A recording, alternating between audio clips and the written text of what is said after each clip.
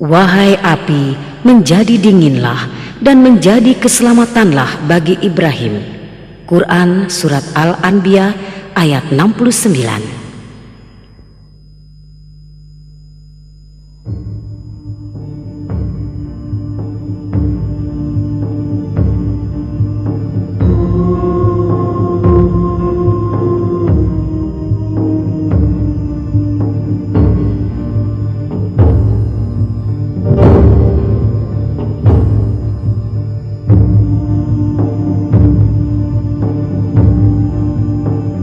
Tidak lama semenjak kepunahan bangsa Sodom dari muka bumi, dua kota di Mesopotamia yaitu Babylon dan Niniwe mengalami perkembangan pesat. Bangsa Babilonia adalah bangsa yang tidak mempercayai Allah. Mereka justru menyembah bintang-bintang. Salah satu dari bintang mereka tersebut adalah Marduk yang merupakan bintang terbesar dalam pandangan mereka. Marduk, Tuhan terbesar mereka, dahulunya memiliki sebuah rumah teramat besar bernama Esagalia yang terletak di atas menara Babel. Bangunan besar ini dulunya merupakan tempat Marduk beristirahat. Setiap tahun pada musim semi di Babylon ada sebuah perayaan jahiliyah di mana masyarakat biasa memperbaharui sumpah mereka pada Tuhannya. Para imam akan menangis di hadapan Marduk hingga ia memberi ampunan atas kota itu. Seluruh bangunan pun kemudian dibersihkan dan sesajian dihidangkan untuk menghormatinya. Upacara itu berakhir dengan sumpah setia seluruh rakyat Babylon ke Marduk. Namun demikian dalam perjalanannya, Marduk ternyata memiliki seorang pesaing, yaitu Raja Namrudz. Siapakah Tuhan kalian?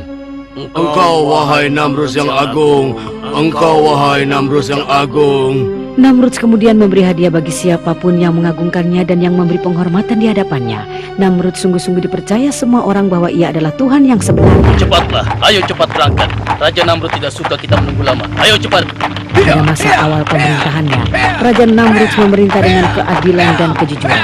Namun kesombongan merasuki hatinya, sehingga lambat laun ia sangat ingin menjadikan dirinya sebagai Tuhan. Ia pun kemudian benar-benar mewujudkannya. Ia menghendaki gelar dan posisi barunya ini diukir dan disebarluaskan ke semua tempat. Kini rakyat Babylon harus mulai menerimanya sebagai Tuhan mereka dan harus menyembahnya. Tak peduli apa yang diperintahkannya, semua harus dipatuhi. Sah dan dalam sebuah pertemuan agung, para peramal bintang-bintang menyampaikan, Kami hai Raja Sri segala Raja. Kami hai Raja Sri segala Raja. Sebagaimana yang kami lihat dari posisi bintang-bintang, di negeri ini tahun ini akan lahir seorang bayi yang akan mengajak rakyat kepada agama baru. Bayi ini juga akan meruntuhkan kerajaanmu. Kami ingin engkau mengetahui kabar ini, wahai Namrudz yang agung. Dengarkanlah kata-kata kami.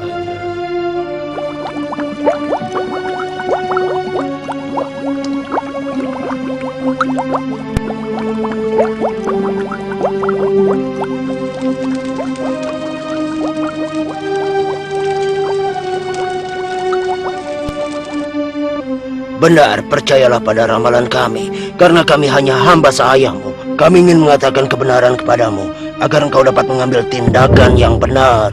Apa yang kalian bicarakan? Apa kalian tidak sadar dengan apa yang kalian katakan? Aku adalah Tuhan di Babylon. Aku adalah Raja Namrudz. Akulah Tuhan segala yang ada di atas dan di muka bumi ini. Aku yang memberi hidup dan mati bagi kalian. Mulai sekarang, semua bayi laki-laki di Babylon harus dibunuh. Semua, iya, semuanya harus dibunuh.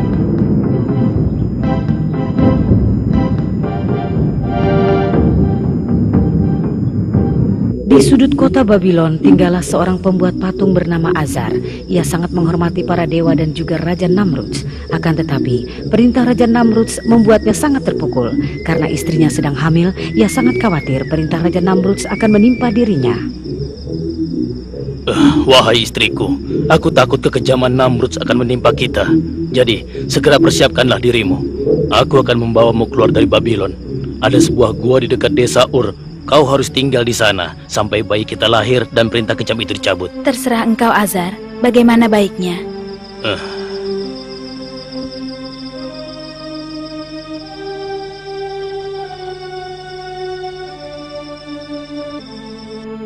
Perintah bengis Raja Namrudz pun diberlakukan dengan sepenuh kekuatan.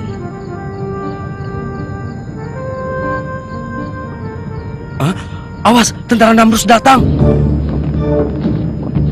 Tentara-tentara itu mendatangi setiap rumah yang diketahui baru ada ibu-ibu yang melahirkan. Semua digeledah. Buka pintu! Buka pintu! Ayo, berikan bayimu. Jangan ambil bayi kami. Iya. Jangan. Berikan. Jangan bawa bayi kami. Demikianlah kebrutalan dan kebengisan telah menyebar luas di Babylon selama bertahun-tahun. Keluh kegeturan terdengar dari rumah-rumah penduduk. Jumlah bayi yang terbunuh pun mencapai ribuan. Wahai Namrud yang agung, semua bayi laki-laki di negeri ini telah kami bunuh, seperti yang kau perintahkan. Raja Namrud begitu gembira atas kabar yang didengarnya. Dia tersenyum puas sebagai monster yang baru meminum darah. Dia tidak tahu Allah yang Maha Kuasa mempunyai rencana lain. Nabi mulia yang dijuluki Allah sebagai Al-Khalili membuka mata di dunia untuk pertama kalinya dalam sebuah gua yang gelap dan dingin. Sang ayah yang takut akan kekejaman Raja Namrud akhirnya memutuskan untuk meninggalkan sang ibu dalam gua gulita ini. Dan tahun demi tahun pun berlalu dengan cepat. Ibrahim, nama sang bocah, menjadi anak yang sangat cerdas dan pintar. Ia tumbuh dan besar dengan cepat. Suatu hari ia berkata pada ibunya, Ibu, tolong ceritakan siapa Tuhanku. "Apa?" Sang ibu kaget dengan pertanyaan itu dan tidak tahu bagaimana harus menjawabnya. Akulah Tuhanmu, Nak. Lalu Tuhannya ibu siapa? Tuhanku sudah pasti ayahmu. Kalau ayahku Tuhannya ibu, lalu siapa Tuhannya ayahku? Pertanyaan apa ini, anakku? Tentu saja Namrudlah Tuhan ayahmu. Lalu bu, siapa Tuhannya Raja Namrud? Sang ibu sungguh kebingungan dengan pertanyaan ini. Ia tak mampu menjawab. Ia menjadi cemas. Inikah anak yang akan mengubah agama dan kepercayaan masyarakat Babilonia? Ibrahim kecil kemudian meninggalkan gua untuk pertama kali dalam hidupnya. Ia pun melihat kilau matahari yang terbit di langit sebelah timur. Ia menjadi kagum, seakan-akan ia menemukan apa yang dicarinya. Wah, inilah Tuhanku, sangat indah dan juga bersinar terang. Ibrahim memperhatikan matahari sepanjang hari. Ketika senja datang, saat matahari mulai tenggelam di ufuk barat, seiring hilangnya sinar matahari itu, hilang pula lah kekagumannya. Kalau dia itu memang Tuhan, maka dia tidak akan mungkin bisa menghilang. Ibrahim pun terus berjalan. Ibrahim terpukau kembali ketika ia menyaksikan bulan yang bercahaya di langit di kala malam. Iya, pasti ini Tuhanku. Dia indah sekali. Namun ketika ia bangun di pagi harinya, ia menjadi kecewa.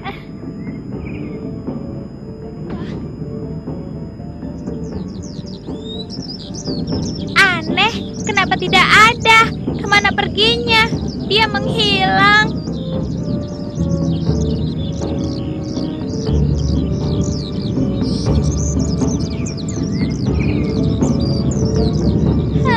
Tuhanku bukan seperti itu. Tuhan tidak akan mungkin pergi. Ibu dan anak yang menyelamatkan diri dari kekejaman Raja Namrud itu telah tinggal dalam gua yang gelap dan pengap dalam waktu cukup lama. Sementara itu Ibrahim merenung dari hari ke hari, mempertanyakan siapa Tuhannya.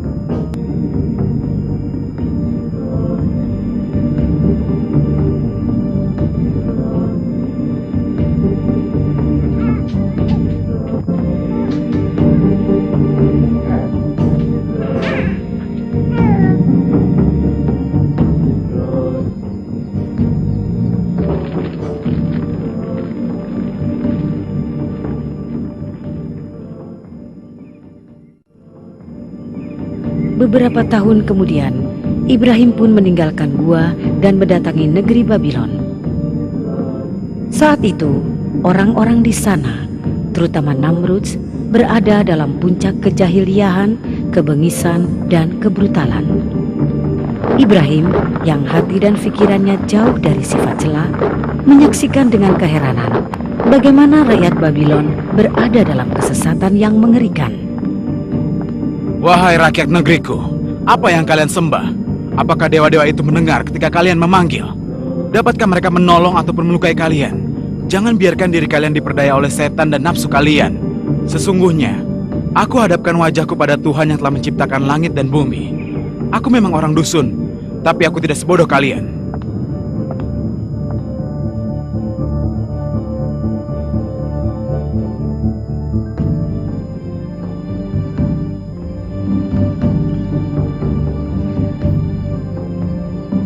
Sesuai dengan kehendak Allah, Ibrahim pun berupaya keras mengajak setiap orang tanpa kecuali pada akidah yang benar. Sayangnya orang-orang seakan bisu dan tuli terhadap ajakannya. Kesulitan ini sangat mengkhawatirkan Ibrahim. Ia bangun di tengah malam dan berdoa pada Allah. Ia meminta tolong pada Tuhannya untuk melawan orang-orang lalim yang menyakiti hatinya. Yang menyedihkan juga adalah ia harus menghadapi kenyataan bahwa ayahnya adalah salah seorang dari pembuat patung dewa tersebut. Untuk itulah ia berusaha menyadarkan ayahnya dahulu. Namun ternyata hati sang ayah diliputi kegelapan dan ia pun tersesat di lembah kehinaan. Sungguh sayang, Azar tidak dapat meninggalkan kekafirannya dan tetap menyertai tirani yang melawan kemauan suci anaknya. Ya Tuhanku, berikanlah keputusan kepadaku. Berikan kelapangan dan berkah kepadaku. Sadarkanlah sebagian dari mereka agar mereka bisa menerima kebenaran. Ya Tuhanku, maafkanlah ayahku karena dia adalah orang tersesat di antara orang-orang sesat. Jangan engkau lalaikan aku pada hari keputusanmu. Wahai penduduk negeri, kenapa kalian menyembah batu-batu yang tidak bisa membantu kalian? Mengapa kalian ruku dengan hormatnya di depan patung-patung itu dan berdoa kepadanya? Mengapa? Ini adalah tata cara nenek moyang kami. Marduk dan Namrus yang agung adalah penjaga kami. Kami meminta bantuan mereka ketika perang maupun damai. Kami tidak mempercayai siapapun kecuali mereka. Inilah yang kami lihat dan kami dengar hingga saat ini. Apa yang dapat kami katakan untuk membuktikan hal sebaliknya? Benar, engkau tidak dapat mengatakan apapun. Mereka tidak memberi keuntungan apapun pada kalian. Kenapa kalian bisa percaya begitu saja? Kalian sudah percaya pada imam-imam kalian yang pendusta itu. Kalian telah lupa pada Tuhan yang menciptakan kalian dari ketiadaan. Tuhan yang maha hidup dan maha besar. Wahai Ibrahim, kami tidak melakukan apapun kecuali yang telah dilakukan oleh nenek moyang kami. Iya, dan orang-orang setelah kami pun melakukan hal yang serupa. Sesungguhnya, kalian semua telah berada dalam kesesatan yang nyata. Apa yang kau inginkan dari kami? Katakan dengan jelas dan katakan pula apa yang memberatkanmu. Lihatlah batu-batu itu.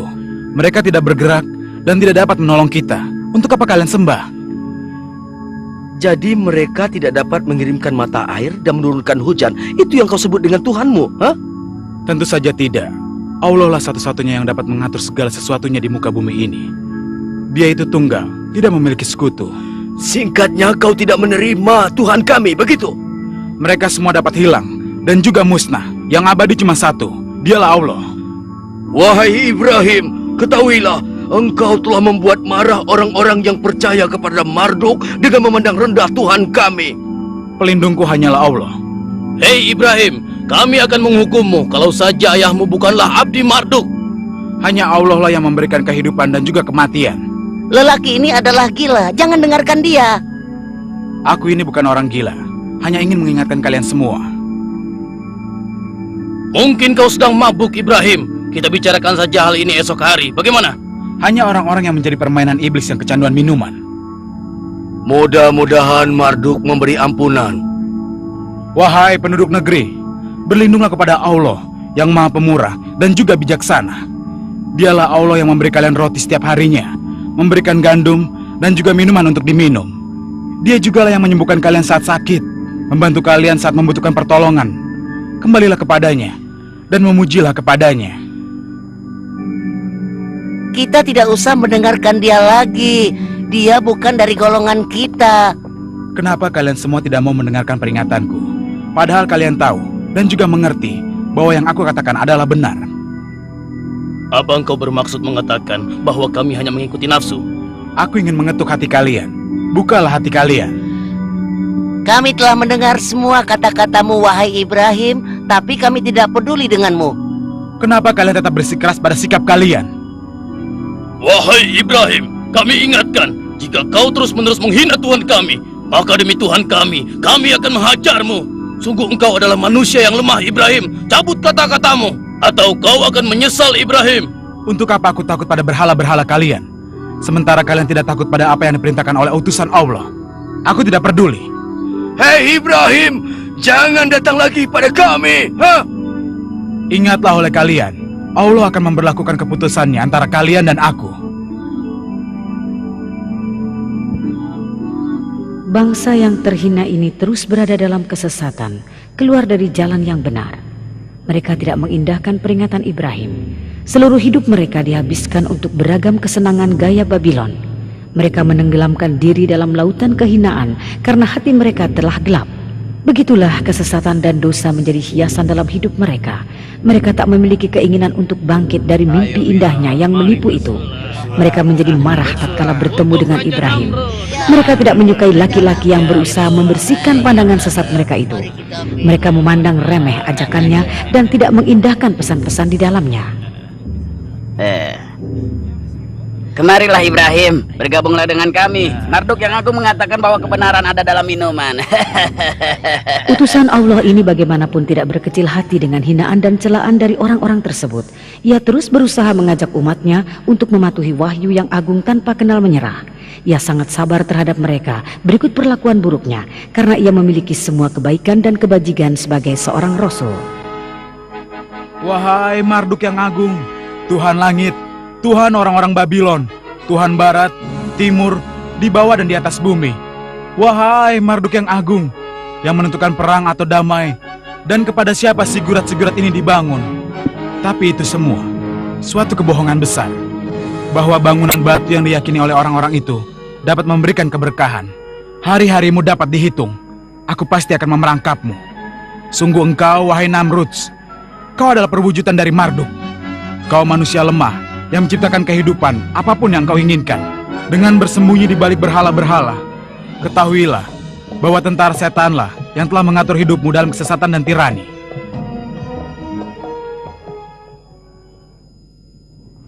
Di Babylon, setiap tahun ada perayaan suci untuk dewa-dewa. Selama perayaan ini, orang-orang memperbarui bukti dan pengabdian mereka kepada Dewa Marduk. Halo sahabatku, bagaimana kabarmu? Perayaan akan dimulai sebentar lagi dan kita akan benar-benar menikmatinya, kawan. Wahai kawan-kawanku, para bangsawan dan rakyat Babylon, datanglah dan serahkanlah pengabdian kalian pada Marduk yang agung. Agungkanlah dia, berikanlah pada dewa kita sesuatu yang terbaik yang kalian miliki. Jadilah orang-orang dermawan agar kedermawanan tangan Marduk meliputi kita tahun ini. Mari, tenangkan pikiran kita dengan minuman anggur asigo ini, minuman suci para dewa. Mari kita berangkulan, kita nikmati bersama saat paling membahagiakan ini. Wahai putra Dewi Ishtar, marilah kita bersama ke tempat perayaan. Mari bergembira, ikutlah bersama kami. Ayo ikut bersama kami. Wahai Ibrahim,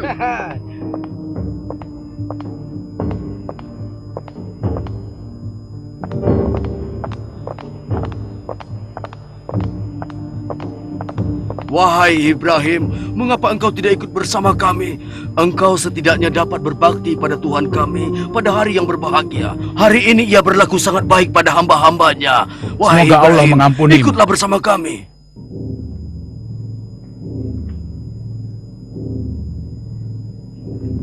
Ibrahim kemudian menyusuri jalan-jalan di Babylon, hingga kakinya membawa ke rumah berhala yang paling besar di kota itu.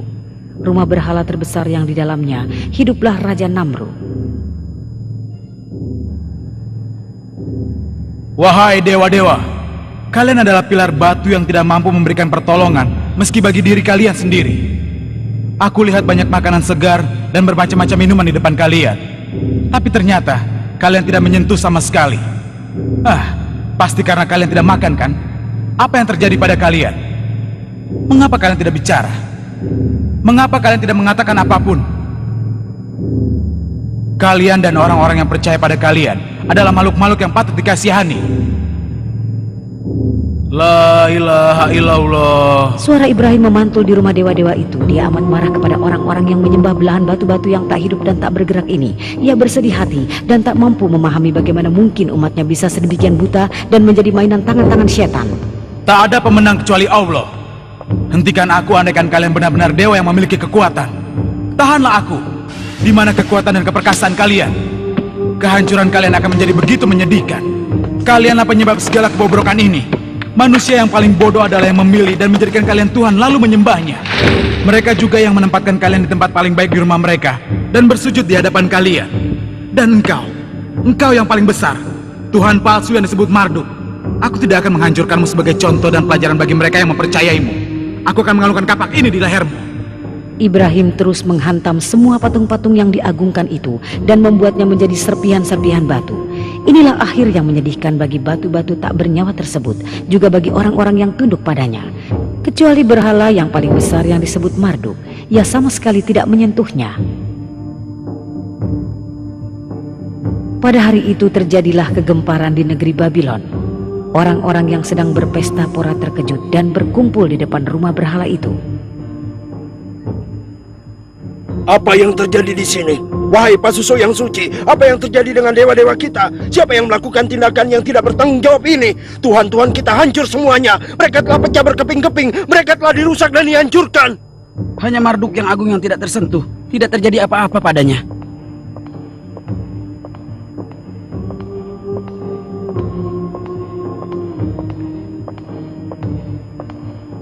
Wahai Istar yang agung, mimpikah yang kami lihat ini? Apakah ini sebuah mimpi buruk? Siapakah yang melakukan ini?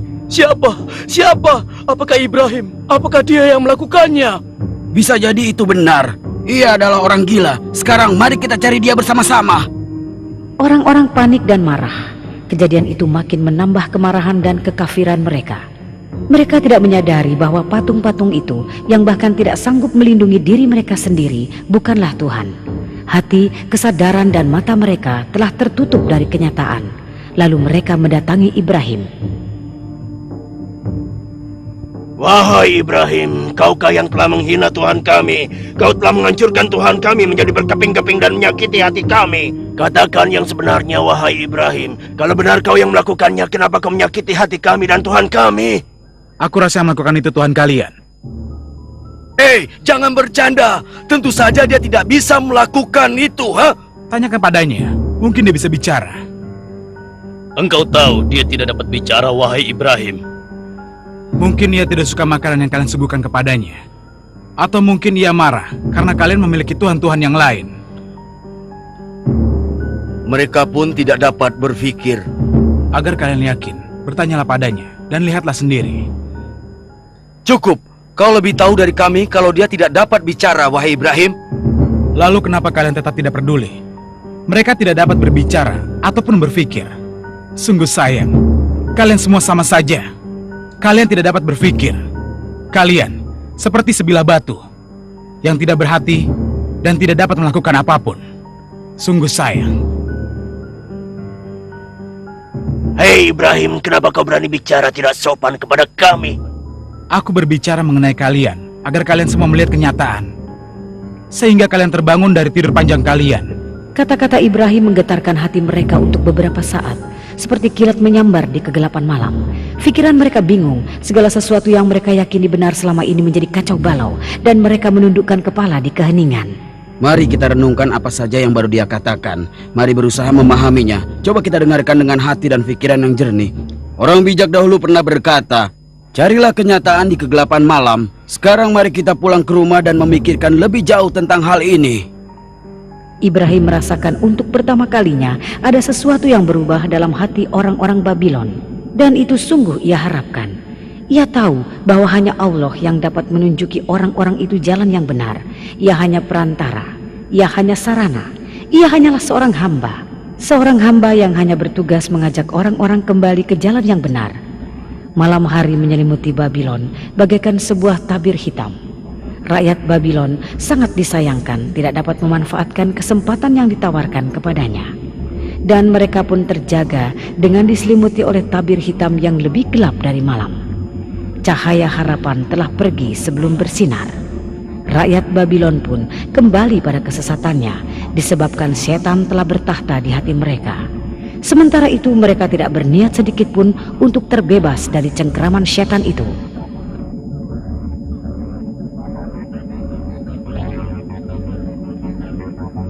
Katakan padaku apa yang telah terjadi. Wahai Namrud yang agung, junjungan kami, seorang durhaka yang bernama Ibrahim menghancurkan dewa-dewa kita dengan kapaknya. Dia hanya membiarkan Marduk tidak tersentuh sama sekali. Dan tindakannya itu telah membuat kami semua marah besar. Untuk kalian dan orang yang kalian sembah, kalian benar-benar menyembah batu-batu itu dan mengabaikan Allah Tuhan langit dan bumi. Tuhan yang telah menciptakan kalian, yang menyediakan makan dan minum bagi kalian. Sementara patung-patung itu tak dapat memberikan keuntungan apapun. Kami tidak dapat mendengarkanmu lagi. Kami akan menghukum orang yang tidak berlaku sopan kepada Tuhan-Tuhan kami. Dan kami telah bersabar hingga sekarang karena ayahmu Azar adalah abdi setia Marduk. Sekarang tidak ada seorang pun bisa membebaskanmu dari tangan kami. Itulah hukumannya akan kau alami.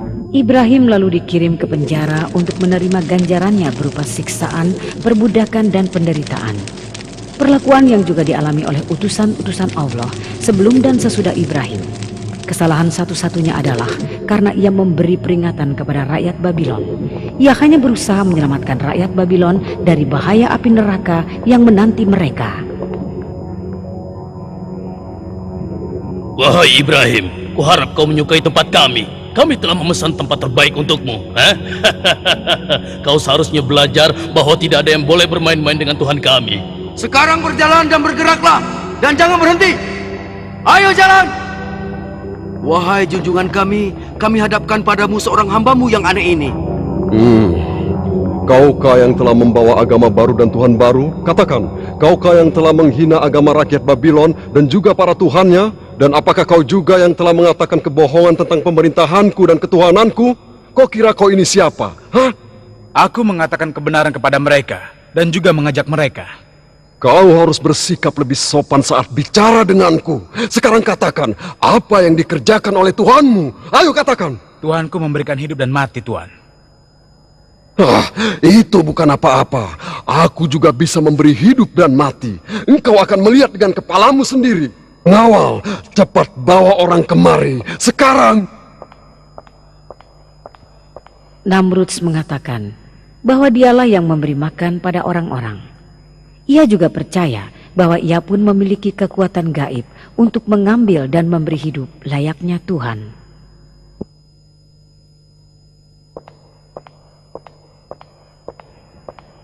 Wahai Namrudz yang agung, kami bawakan 2 orang seperti yang kau perintahkan. Aku perintahkan kepadamu pengawal, bunuh salah satu dari mereka. Wahai Namrudz yang agung, Baiklah. apa yang hamba lakukan? Maafkan hamba.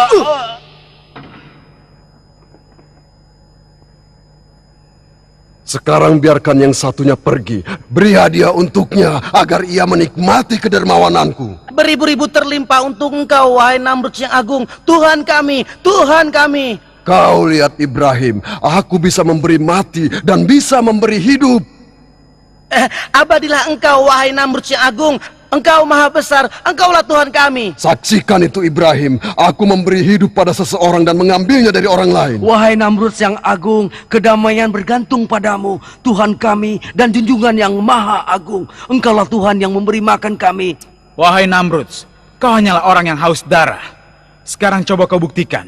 Buatlah matahari terbit di sebelah barat, seperti Tuhanku yang menerbitkannya di sebelah timur setiap pagi. Inikah kata-katamu? Kau tidak mengakui ketuhananku. Baiklah kalau begitu, aku akan menghukummu dengan hukuman yang tak pernah terlupakan, agar semua rakyat Babylon tahu akan kekuatanku.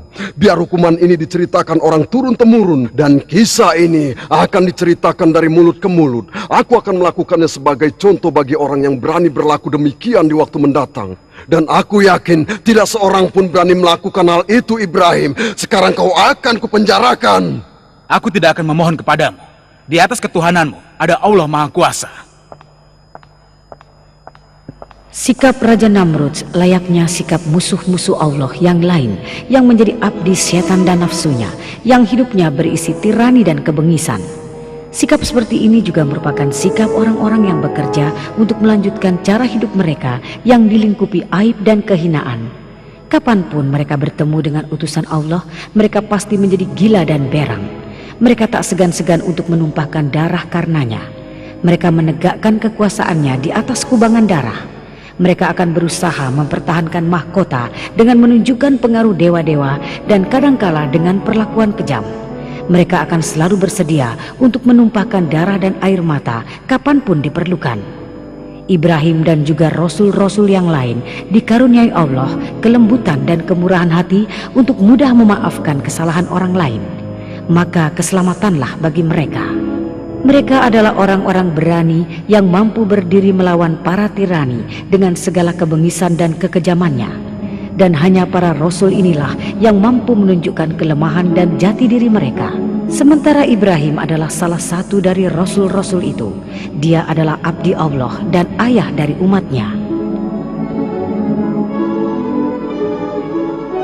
Wahai bangsawan Babilon, pejabat pemerintahanku, dan para pengikut setia Marduk, katakan padaku, hukuman apa yang patut kita berikan pada orang yang telah menentang, menghina, menyumpahi, bahkan menghancurkan Tuhan kita? Wahai junjungan kami yang agung, sumber kehidupan bagi Babilon, lelaki muda ini telah kehilangan akalnya. Dia pasti telah dipengaruhi oleh setan. Itu benar, dia tidak punya akal. Wahai Namrud yang agung, kita harus menghukumnya dengan cara tertentu, sehingga menjadi contoh bagi rakyat Babilon. Hukumannya akan diingat. Iya, kau benar. Hukuman ini haruslah menjadi contoh bagi dunia. Hukuman yang bisa menyenangkan Tuhan-Tuhan kita. Hukuman macam apa yang ada dalam benak raja yang agung? Katakan padaku pendapatmu, apa yang terpikir olehmu? Baginda, haruskah kita cincang dia menjadi serpihan seperti yang dilakukan pada Tuhan kita? Wahai sang raja, kita lemparkan saja dari puncak Zigurat. Tidak, tidak.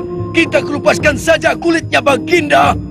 Aku akan melemparnya ke dalam api. Api yang akan membuat Tuhan Matahari makin bercahaya dan akan kubakar dengan tungkunya. Bagus sekali, wahai raja yang agung. Kau tahu yang terbaik untuknya. Wahai bangsawan Babilon, saksikanlah kebesaranku, tunggulah kemurkaanku, dan lihatlah kematian orang yang menentangku. Kalian boleh pergi sekarang. Kemari, kau hai budak-budak keparat. Cepatlah kemari. Tumpuklah kayu-kayu ini dan bawa pula kayu-kayu kecil ini. Ayo, hei kamu, ayo bawa kayu-kayu kecil ini. Kita harus membuat tumpukan kayu dari gelondongan-gelondongan ini. Aku bilang cepat, cepat.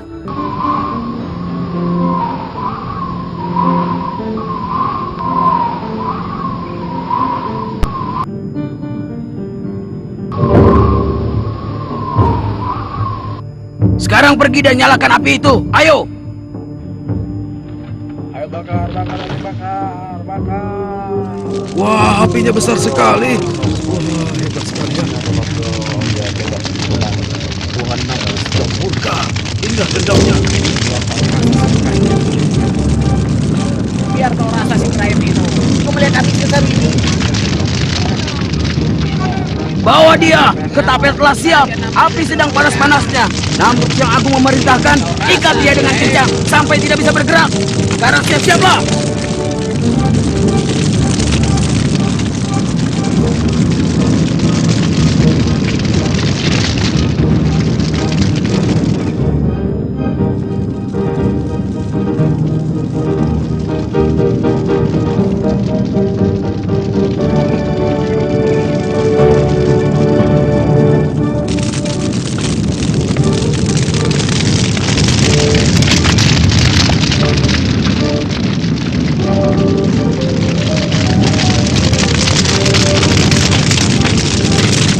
Wahai Allah, aku percaya sepenuhnya kepadamu. Wahai Allah, aku berlindung kepadamu. Hasbunallah wa ni'mal wakil. Ni'mal maula wa ni'man nasir. Wahai Allah, aku mohon perlindungan hanya kepadamu. Dan aku hanya percaya kepadamu. Hanya kepadamulah aku kembali. Wahai api, menjadi dinginlah dan menjadi keselamatanlah bagi Ibrahim. Wahai api, menjadi dinginlah dan menjadi keselamatanlah bagi Ibrahim.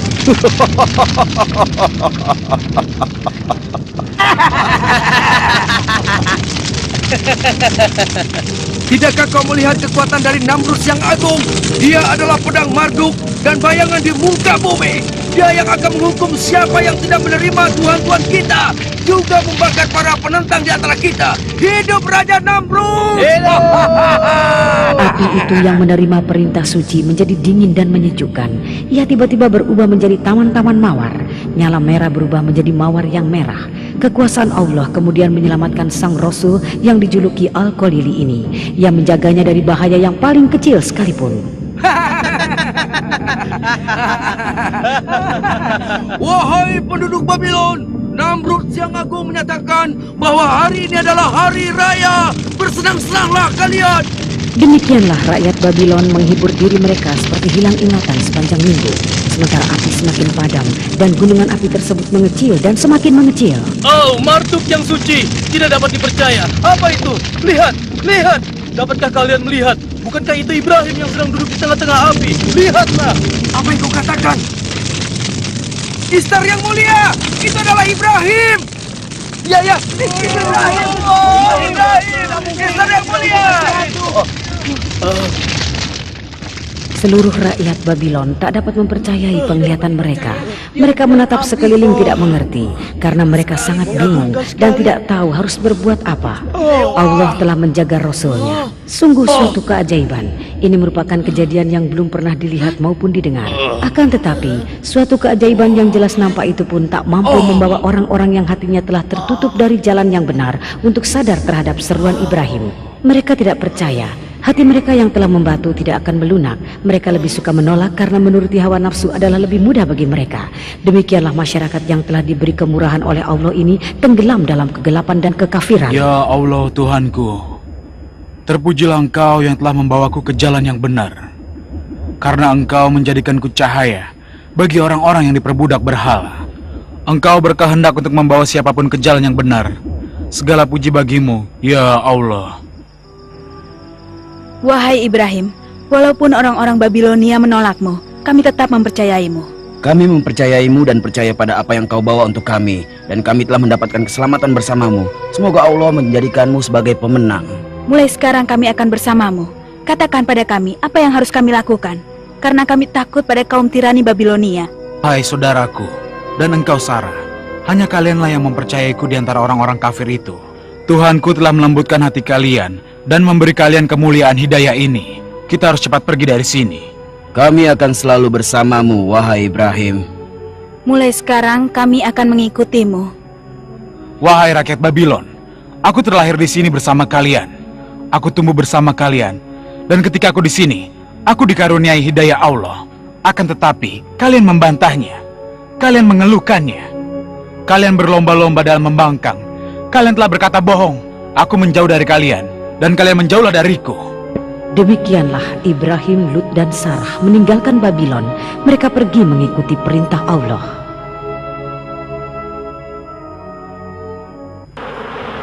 Sesaat setelah Ibrahim dan dua orang yang mempercayainya meninggalkan Babylon, kemurkaan Allah tak lama kemudian sampailah ke kota itu.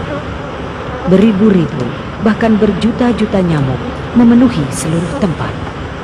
Seakan-akan kota megah Mesopotamia berada dalam mimpi buruk yang mengerikan. Negeri Babylon yang tak pernah kekurangan hiburan dan tawa kini sunyi mencekam. Binatang keparat, tinggalkan aku, menjauhlah dariku. Sudah kukatakan, menjauhlah dariku. Pengawal! Pengawal! Cepat kemari, tutup semua pintu. Lihat, binatang ini dari sini. Cepat lihat, tutup semua pintu. Tutup! Aku tak ingin melihatnya lagi.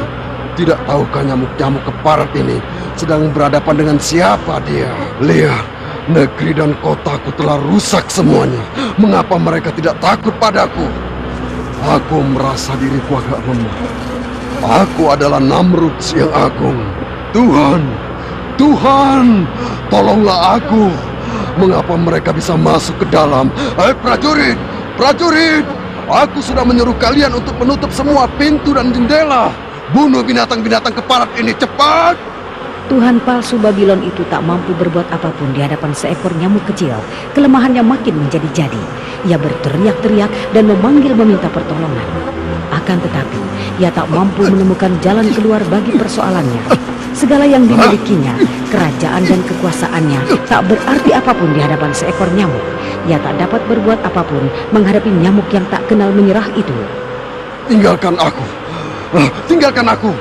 Jangan mendekati aku. Jangan. Binatang keparat.